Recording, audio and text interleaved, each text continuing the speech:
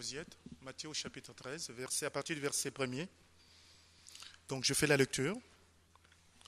Ce même jour, Jésus sortit de la maison et s'assit au bord de la mer. Une grande foule s'étant assemblée auprès de lui, il monta dans une barque et y s'assit. Toute la foule s'éteignait sur le rivage. Il leur parla en parabole sur beaucoup de choses et il dit : Un semeur sortit pour s'aimer. Comme il s'aimait, une partie de la sémence tomba le long du chemin. Les oiseaux vinrent et la mangèrent. Une autre partie tomba dans les endroits pierreux, où elle n'avait pas beaucoup de terre. Elle leva aussitôt, mais parce qu'elle ne trouva pas un sol profond, mais quand le soleil parut, elle fut brûlée et sécha, faute de racines. Une autre partie tomba parmi les épines montèrent et l'étouffèrent. Une autre partie tomba dans la bonne terre, elle donna du fruit, un grain 100, un autre 60, un autre 30. Et on va verset 18. Verset 18. Voici donc, écoutez ce que signifie la parabole du semeur. Lorsqu'un homme écoute la parole du royaume et ne la comprend pas, le malin vient, enlève ce qui a été sémé dans son cœur.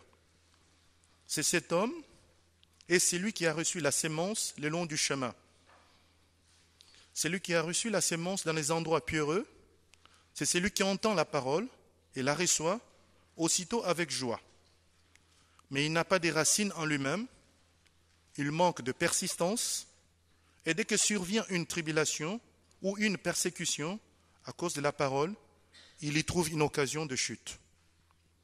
Mais celui qui a reçu la sémence parmi les épines, c'est celui qui entend la parole, mais en qui les soucis du siècle et la séduction des richesses étouffent cette parole et la rendent infructueuse. Celui qui a reçu la sémence dans la bonne terre, c'est celui qui entend la parole et la comprend. Il porte du fruit. Un grain en donne 100, un autre 60 et un autre 30. Alléluia. Seigneur, nous te remercions pour ta parole, Seigneur, parce que c'est cette parole qui nous a sauvés, cette parole qui nous garde, Seigneur, c'est telle parole qui va nous juger, Seigneur. Nous voulons, Seigneur, aimer et chérir ta parole et nous voulons la serrer dans notre cœur afin de ne pas pécher contre toi. Merci, Seigneur, de ce que tu nous aimes, c'est pourquoi tu continues à nous parler, parce que tu veux que nous soyons un témoin, nous soyons des témoins, Seigneur, au milieu de cette génération pour la gloire de ton nom. Alléluia, amen. Amen. Alors, en lisant ces passages, nous avons vu qu'il y a un intervenant, donc le semeur, c'est Jésus qui raconte cette parabole. Parfois, c'est dit la parabole du semeur ou bien des 4 terrains. Ça dépend des auteurs ou des gens qui écrivent selon les versions. Donc, nous avons le semeur, la sémence et les 4 terrains. Frères et sœurs, la sémence, même si elle est bonne, elle n'apportera pas toujours les fruits que nous pouvons attendre, escompter. Parce que pas toujours les résultats attendus, même vivement souhaités. Et Jésus nous parle en parabole, parce qu'il utilise les métaphores ou les images de la vie courante. C'est pour que nous puissions saisir la réalité spirituelle de ce qu'il veut nous communiquer. C'est pourquoi Jésus, souvent, il utilise les paraboles. Et l'objectif visé dans ces passages, le semeur, en tout cas, il vise de mettre la sémence dans la bonne terre. Vous me direz, c'est normal. Parce que c'est la terre, c'est celle qui est féconde. Mais malheureusement, cette sémence est tombée dans de mauvais endroits. C'est comme quand nous faisons de l'évangélisation, quand nous allons dans les rues, et quand nous abordons les gens qui s'arrêtent et qu'on parle avec eux. En tout cas, de tout notre cœur, nous pensons que cette parole va tomber dans la bonne terre de la personne qui nous écoute. Parce que nous voulons qu'il porte du fruit. Mais ce n'est pas toujours le cas. Parce que depuis qu'on fait l'évangélisation, peut-être on serait des milliers ici. Donc parfois la sémence, elle est bonne, elle peut tomber dans les mauvais endroits ou dans la mauvaise terre. Mais malgré tout, nous ne partons pas faire l'évangélisation avec un état de défaite. Sinon, nous resterons à la maison et ne ferons rien. Mais comme c'est un commandement du Seigneur, nous sortons et nous croyons. Et la preuve que certains d'entre nous, ils sont là. Parce qu'on les a témoignés, on les a évangélisés, on leur a parlé de l'amour de Jésus-Christ, qu'il a payé, et Dieu nous aime tellement que nous sommes là. C'est pourquoi nous continuerons toujours à faire de l'évangélisation. Et c'est Dieu qui fait les restes. En tout cas, dans ces passages, j'ai essayé de les diviser en 2 grandes parties. Donc la première partie va parler des 3 terrains. Ce sont des terrains qui ne produisent rien du tout. Nous avons le long du chemin, c'est un sous-point de ces premières grandes parties. Les endroits pierreux, deuxième point, et parmi les épines.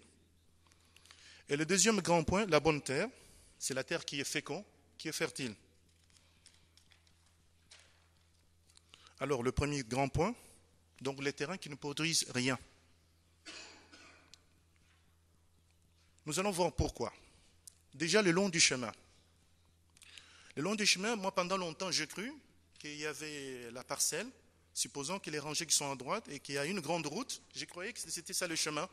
Et les grandes routes là où les voitures passaient, quoi. Je croyais que c'était ça le chemin. Mais non, les chemins c'était ça. Quand je parle de ces chemins-là, c'est comme dans une parcelle. Ben, supposons qu'on a des rangées de côté. Maintenant l'allée qui est au milieu là, c'est ça le chemin en fait. L'allée peut être en longueur ou en transversale. C'est une allée au fait à travers le terrain. Et les gens, c'est un lieu de passage. Donc c'est ça le long du chemin. C'est juste en tout cas pour vous imprimer que vous avez cette image. Quand je parle le long du chemin, vous savez où ça se trouve. Vous pouvez situer ça dans l'espace en tout cas. Et dans le verset 19 que nous avons lu tout à l'heure, on nous dit c'est celui qui écoute la parole, ne la comprend pas, et les malins, donc les diables, vient enlever ce qui a été sémé. Alors j'ai essayé de transposer cela en disant c'est celui qui a un cœur négligent, quelqu'un qui est découragé, voire même paresseux. Parce que la sémence qui a été sémée est restée à la surface. N'oubliez pas que c'est le premier point. Nous avons dit que c'est le long du chemin. Et sur ces chemins, c'est un lieu, c'est un cœur sur lequel les gens ont marché, comme sur ces chemins.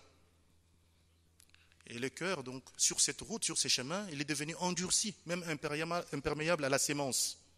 Les gens l'ont piétiné, même méprisé, parfois même blessé un tel cœur. À tel point qu'il n'y a rien de bon qui rentre dans ce cœur, tellement il a été méprisé, piétiné par les gens. Sauf que quelquefois, sur les terrains, ceux qui ont pris quand même l'habitude de marcher sur un long chemin comme ça, quelquefois on voit de la mauvaise herbe, un peu partout, par-ci, par-là. Et pourtant, le terrain est dur. C'est endurci, c'est vraiment... rien ne rentre, même l'eau ne peut pas rentrer tellement c'est dur. Comme un cœur qui a été méprisé, rejeté, blessé pendant des années. Et on voit une mauvaise herbe quand même qui pousse. Alors je me dis, ça doit être quelqu'un qui est aigri, suite aux déceptions de la vie. Donc découragé. Et la mauvaise herbe qu'on le voit parfois le long du chemin qui pousse, c'est surtout quelqu'un qui est dans l'amertume. Quelquefois, dès qu'on écoute, c'est de l'amertume dans son cœur.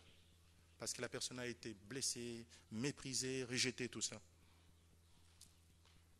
Alors c'est l'opposition qui fait ça, c'est le diable qui fait ça. C'est comme s'il y a un écran. La route endurcie, le cœur endurci là, c'est comme le diable qui fait l'écran entre la personne, entre le cœur de la personne et la sémence qui vient. Et le diable fait l'écran. Donc on ne peut pas passer, est endurci tout ça. Ça c'est juste pour vous présenter les premiers points. Voir les premiers points. La personne qui est comme si le long du chemin, la sémence ne pouvait pas pénétrer. Parce que le diable fait écran. Et le deuxième point qui est versets 5 et 6 qui nous parle des endroits pierreux. Alors j'ai toujours voulu préciser, donc c'est des endroits où il y a beaucoup de pierres avec un peu de terre. C'est pourquoi quand on lit bien dans le verset 5 et 6, on voit que les sols, il n'y avait pas assez de sol, donc ça ne peut pas être profond. Et le verset 20, 21 nous dit que c'est la personne qui reçoit la parole avec joie. Mais à cause de la persécution, il chute, il tombe en défaillance.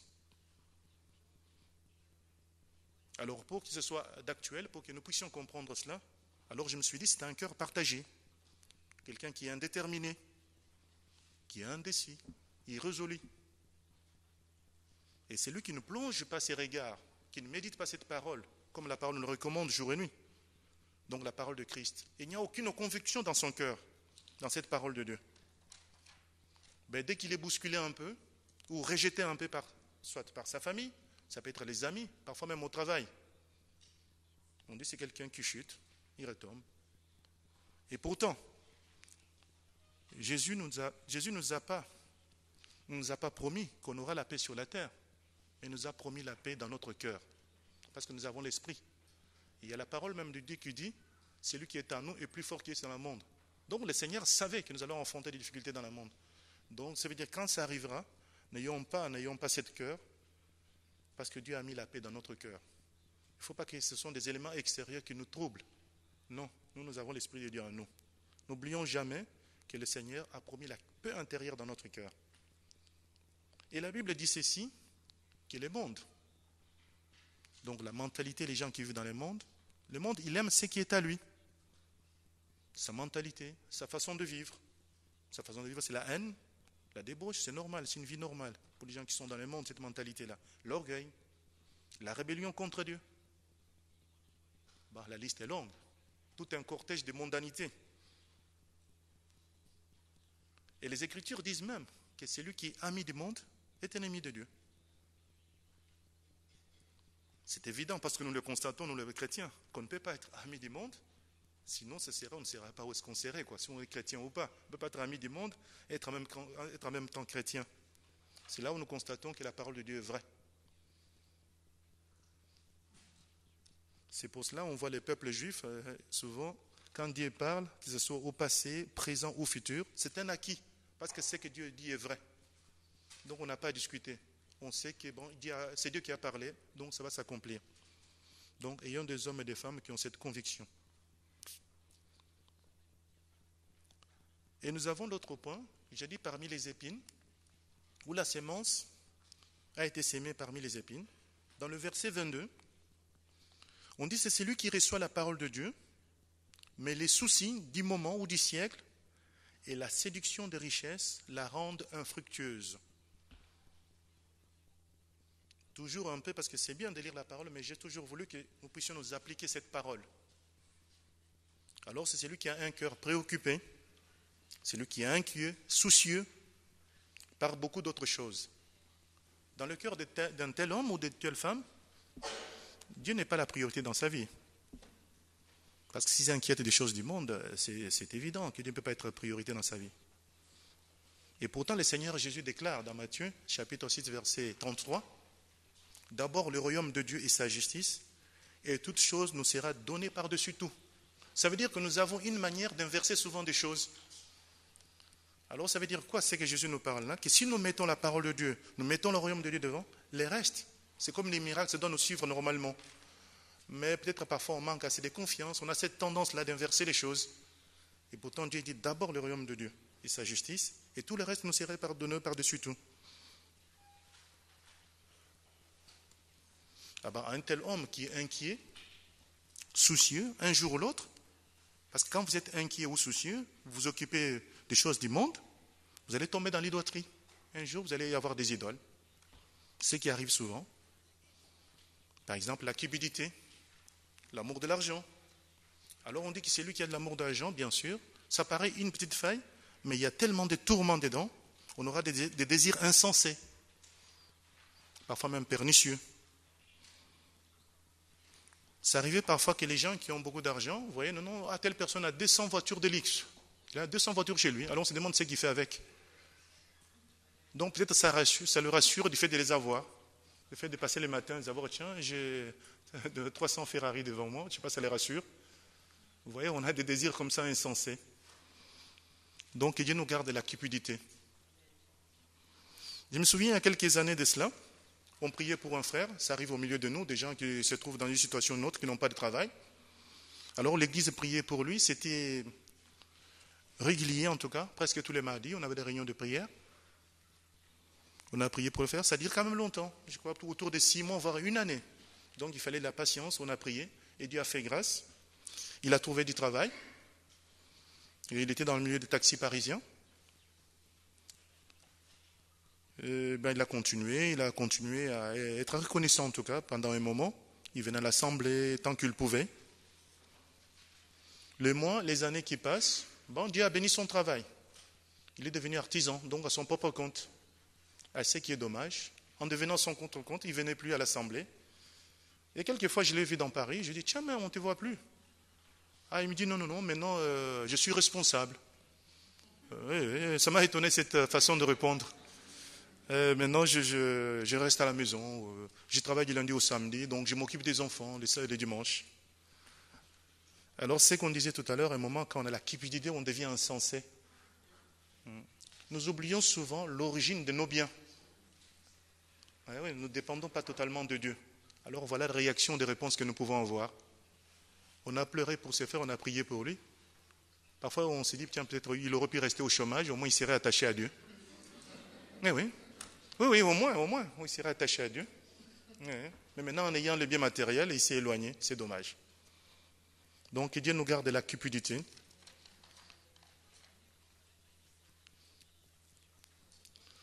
Sachez qu'une bonne sémence, c'est ce que je vous disais un peu au départ,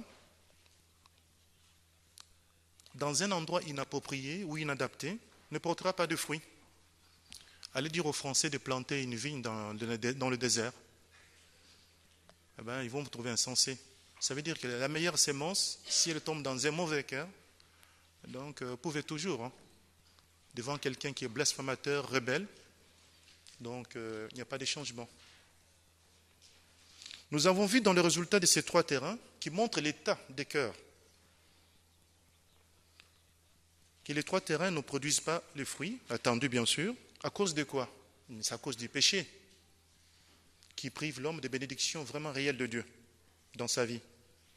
Et la Bible nous dit qu'il n'existe pas de bons cœurs naturellement. Quelquefois, on a entendu même des écrivains dire que l'homme n'est bon. Non, c'est faux. Et que c'est la société qui les déprave. Non, ça c'est faux, ça c'est philosophique, mais c'est faux. On essaie toujours de se justifier quelque part, qu'on est bon, vous savez, ça dépend où vous avez grandi. Non.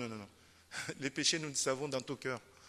Et quel que soit l'endroit où on se trouve, les péchés sont toujours là. Donc, le cœur n'est pas naturellement bon. Donc il faut nous laisser le divin labourer notre cœur qui a été piétiné, méprisé par les autres, trompé, même séduit par le monde, même par les diables. En plus, après plusieurs expériences, parce que nous étions dans les camps de l'ennemi et notre cœur était piétiné, tout ça, avec des expériences décevantes qui nous ont vraiment laissé dans l'indignité, où nous étions même défigurés. On ne savait même pas. Mais grâce soit rendue à Dieu, il nous a remis l'espoir et la dignité. Maintenant, nous allons parler du deuxième point, de la bonne terre. La bonne terre, c'est une terre déjà qui est utile, bien sûr. Elle est bénéfique, féconde, et quand on y met de la sémence, elle produit du fruit. Nous avons lu ensemble qu'un grain donne 100, un autre donne 60, un autre donne 30.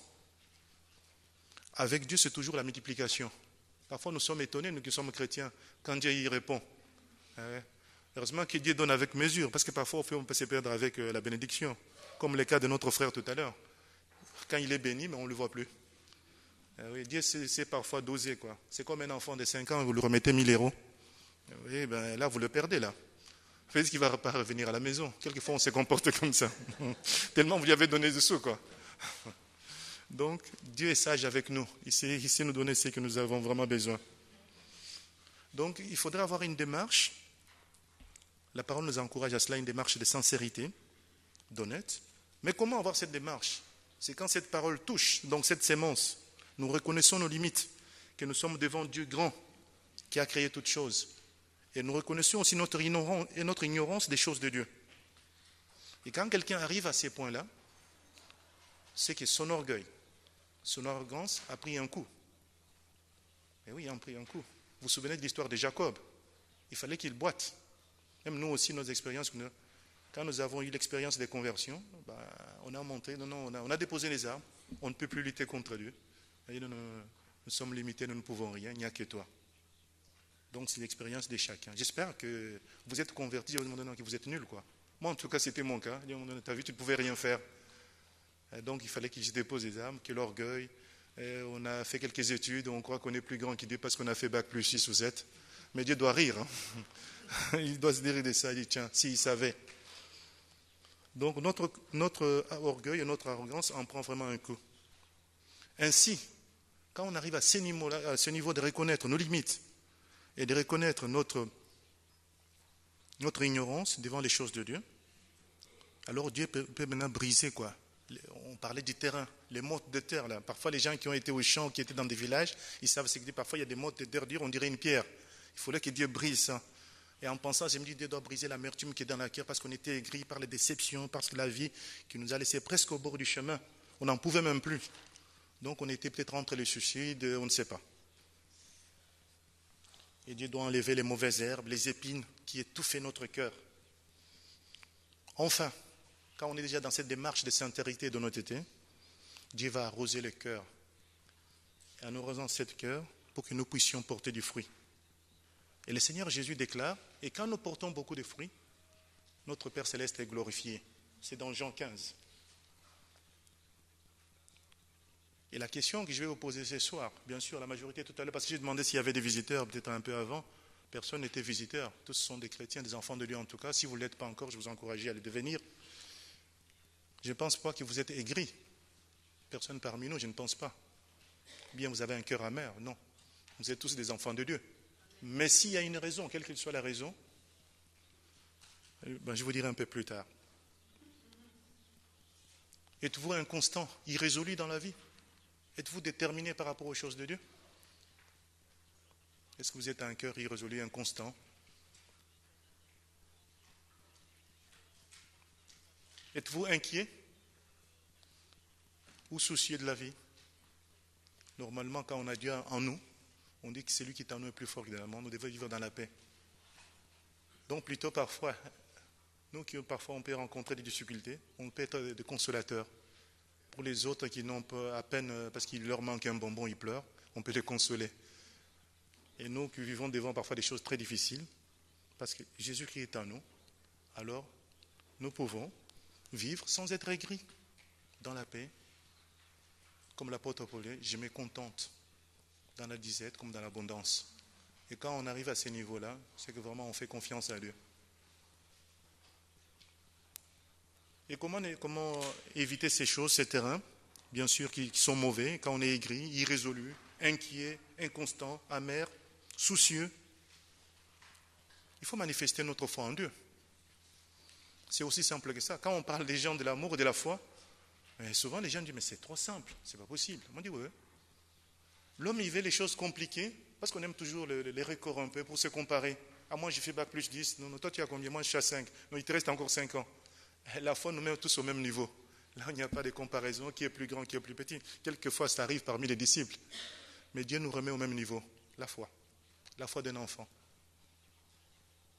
Et comment manifester cette foi? Si vous n'avez jamais lu la Bible, je vous encouragerai à lire la Bible, jour après jour. Et en les lisant, vous manifestez cette foi, parce qu'on nous dit que la foi vient de ce qu'on entend, et ce qu'on entend vient de la parole de Christ. Donc, en lisant cette parole, et pour ceux qui ont l'habitude de lire, je vous encourage de continuer, persévérer jusqu'au bout, à continuer à lire cette parole. Parce que cette parole, c'est une sémence qui produira du fruit dans notre vie. Et il n'y a personne sur la terre, sur cette terre des hommes, qui peut réparer le cœur d'un être humain ou la restaurer. Il n'y a que Jésus-Christ. Un cœur piétiné, méprisé, rejeté. Il n'y a que Dieu, il n'y a que Jésus-Christ qui peut rendre ces cœurs utiles, dignes et efficaces pour servir à la gloire de Dieu. En disant cela, il y a une des fêtes qui me réjouit beaucoup, c'est quand les gens se baptisent, quand ils prennent l'engagement, quand ils se baptisent. On voit même les gens qui s'approchent de Dieu, mais quelle joie. C'est comme les enfants qui arrivent dans une famille, de nouveau-nés. Et là, ça me fait penser à un proche qui me disait, ils habitaient juste une petite maison, je ne sais pas, à peine quelques mètres carrés. Mais quand ils ont eu un bébé, il avait l'impression d'habiter dans un château. La joie d'avoir un enfant à la maison. Nous, les chrétiens aussi, quand il y a des hommes et des femmes qui se tournent vers Jésus-Christ, on est heureux. C'est incroyable. Comment on peut être heureux? Parce qu'on sait que notre Père Céleste est en joie aussi. Et dans Jacques, il dit cette parole, cette sémence, ce qui nous aide à porter du fruit. Il n'y a pas que les fruits. Mais plus tard, cette parole, pas plus tard, je vais dire dans la finalité, il y a aussi notre corps qui sera glorifié, donc sauvé. Il dit cette parole qui est plantée en vous va sauver votre âme. Vous avez retenu un peu? Je suis arrivé à ma fin. Je reprends un peu les grandes lignes.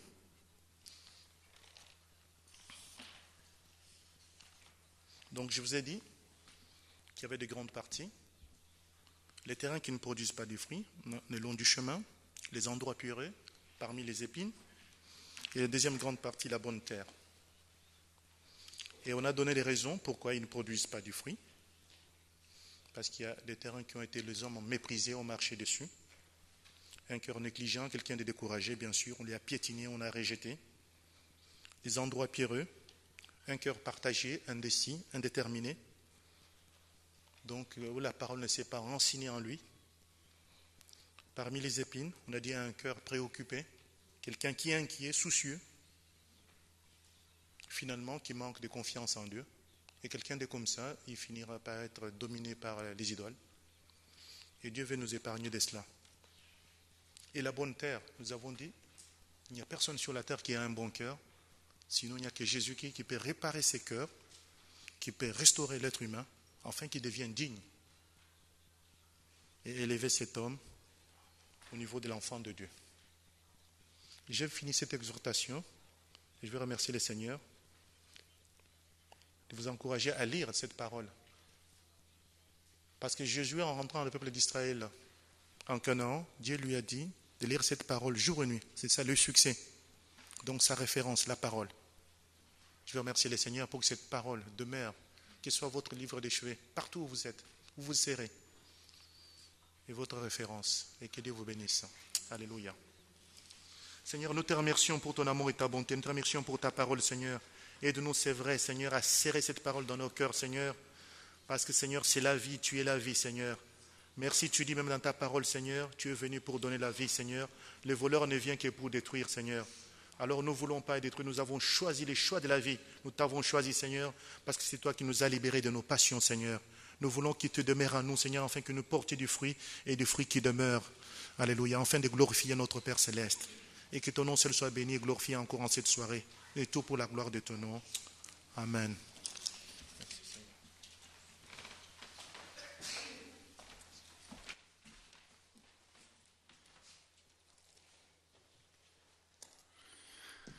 C'est indispensable qu'on porte du fruit. Indispensable. Quand on étudie cette histoire, cette parabole, c'est vraiment la clé.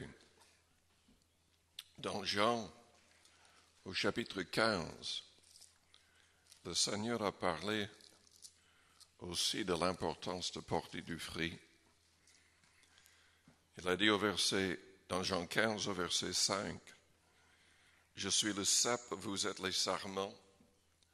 Celui qui demeure en moi et en qui je demeure porte beaucoup de fruits, car sans moi, vous ne pouvez rien faire. Si quelqu'un ne demeure pas en moi, il est jeté dehors, comme le sarment, et sèche. Puis on ramasse les sarments, on les jette au feu et ils brûlent. » En d'autres termes, nous ne pouvons pas nous engager avec le Seigneur à moitié. Soit on va être un vrai disciple, on va vraiment nous laisser conduire par son esprit et par sa parole, ou nous allons être rejetés par Dieu. C'est ce que les gens ne comprennent pas souvent. L'Église n'est pas un club social. C'est une école de disciples. C'est une armée. Dieu nous appelle à être des soldats. Même à accepter, être prêt à souffrir.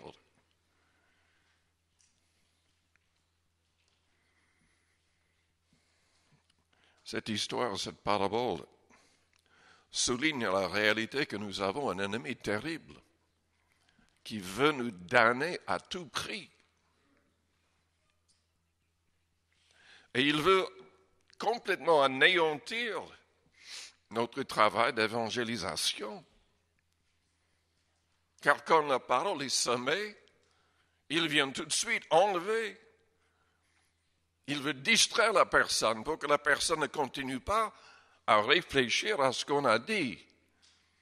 C'est la raison pour laquelle c'est très, très important de présenter le tout et de manière claire et de nous assurer que la personne a compris. Parce qu'en fait, cette personne qui a reçu le long du chemin, le diable vient, il enlève de son cœur ce qui était semé, pour qu'il ne comprenne pas pour être sauvé. En d'autres termes, il a reçu la semence, mais non pas correctement. C'était simplement jeté, mais ce n'était pas planté correctement.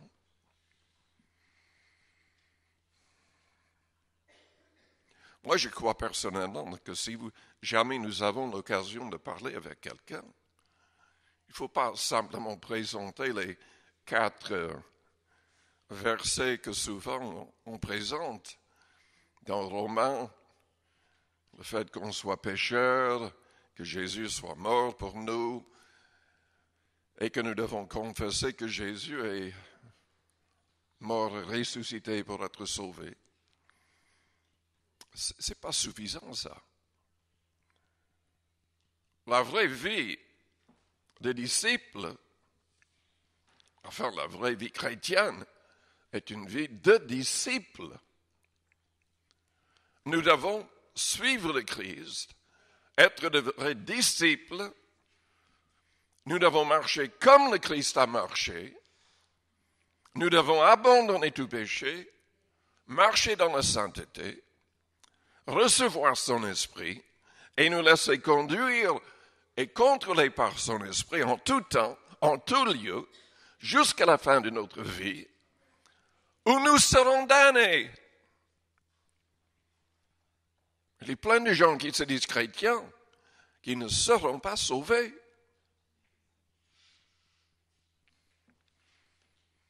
Et c'est ça le message. Nous devons avoir des cœurs bons et honnêtes, et nous devons porter du fruit avec persévérance. Mais nous avons tellement de gens qui se disent chrétiens qui sont des gens médiocres. Où est la persévérance? Il n'y en a pas. Il n'y en a pas. Ils ne prient pas, ou très peu. Ils ne lisent pas, ils ne méditent pas la parole chaque jour. Ils ne cherchent pas les âmes.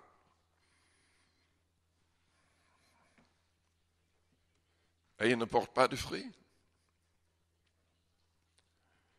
Et il faudrait qu'on souligne qu'il y a 2 sortes de fruits, mais dans le passage de Jean 15 en tout cas, il est question du fruit du juste. Le sage s'empare des âmes. C'est Proverbe 11, verset 30 qui en parle. Parce que Jésus envoyait ses disciples porter du fruit. Pour porter le fruit de l'esprit, on n'a pas besoin de se déplacer. Mais pour gagner les âmes, il faut se déplacer. Il faut aller vers les non convertis.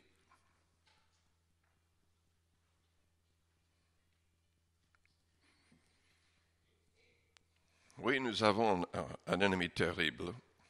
Il sera là pour que nous ayons des soucis. Et il va nous tenter, nous pousser à vouloir les richesses, les choses de la terre. Et c'est ça ce qui n'est pas compris non plus. Parce que nous avons trop d'églises, trop de prédicateurs, se disant évangéliques, qui prêchent une prospérité à l'extrême. Moi, je crois que Dieu peut nous faire prospérer à l'extrême. J'ai des amis milliardaires qui donnent leur argent au Seigneur.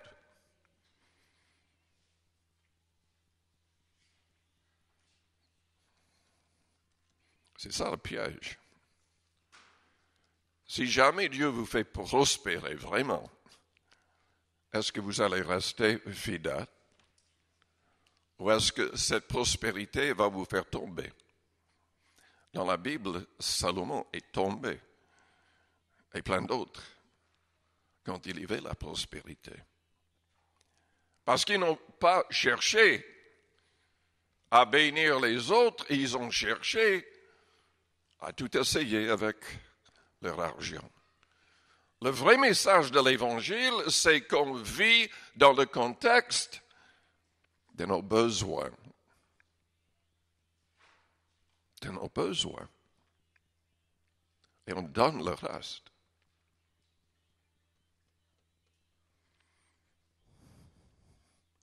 Ce n'est pas le message qui est en train d'être prêché en général. Dieu veut bénir le monde au travers de nous. Mais déjà, quand on parle de ce problème de prospérité, ce n'est pas à Dieu de nous faire prospérer. Est-ce que vous le saviez? Ce n'est pas à Dieu de nous faire prospérer. Il va nous aider peut-être. Il va empêcher le diable d'anéantir tout ce qu'on fait. Mais c'est à nous de prospérer, afin d'avoir de quoi donner à celui qui est dans le besoin. Éphésiens 4, au verset 28.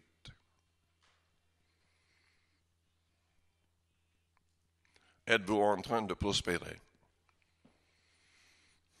Oui, évidemment, Dieu peut permettre qu'on passe par des moments très difficiles. Mais c'est à nous de prier, de jeûner et de travailler pour réussir. Avec le Seigneur, nous pouvons être plus que vainqueurs.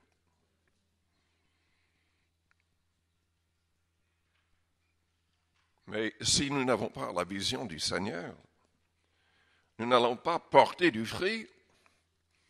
Nous allons passer tout notre temps travaillant pour avoir une voiture plus grande, plus belle, une maison et tout le reste.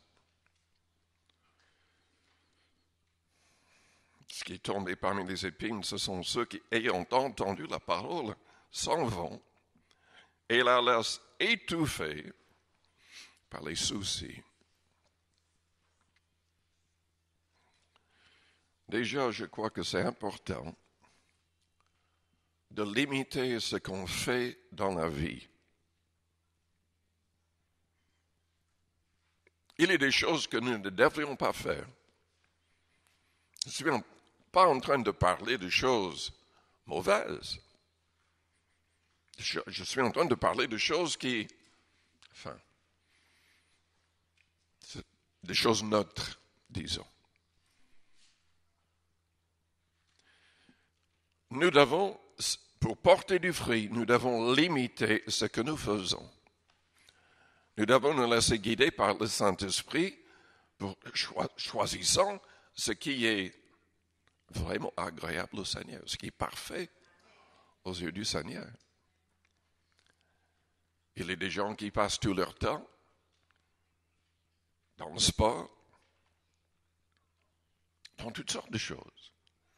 Des choses qui ne sont pas mauvaises en soi. Mais si on gaspille son temps, si on gaspille son énergie, comment est-ce que nous allons porter du fruit? Comment est-ce que nous allons gagner des âmes? Qu'est-ce qui est vraiment important dans la vie?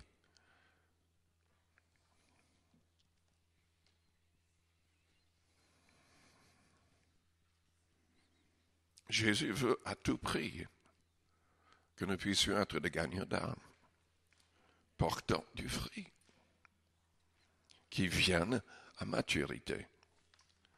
Évidemment, pour cela, il faudrait qu'il y ait le fruit de l'esprit dans nos vies, qui commence avec l'amour, qui termine avec la maîtrise de soi. C'est évident que toutes ces choses doivent être dans nos vies. Mais il veut que par notre exemple et par nos paroles, que beaucoup de gens entrent dans le royaume. Sommes-nous en train de faire le nécessaire? Ou sommes-nous en train d'être distraits par l'adversaire? Est-ce que nous portons beaucoup de fruits. Selon le Christ, si on demeure en lui, si sa parole demeure en nous, on devrait être en train de le faire. Enfin, prions le Seigneur. Père Céleste, nous te louons, nous te bénissons ce soir. Que cette parole soit au fond de nos cœurs. Nous ne voulons pas être rejetés. Nous ne voulons pas gaspiller notre temps. Nous ne voulons pas permettre au diable d'anéantir ce que nous essayons de faire pour gagner des âmes. Nous ne voulons pas qu'il prenne notre temps avec des choses inutiles. Seigneur, garde nos cœurs, que nous ne soyons pas éloignés de ton plan par les soucis, le désir pour les richesses, pour les choses de la terre. Que nous puissions tout faire pour porter du fruit, pour accomplir ton plan pour nos vies. Au nom de Jésus. Je voudrais qu'on passe du temps dans la prière. Élevez vos mains. Et ce soir, prions pour que le Seigneur nous aide, qu'il fasse de nous des gagnants d'âme.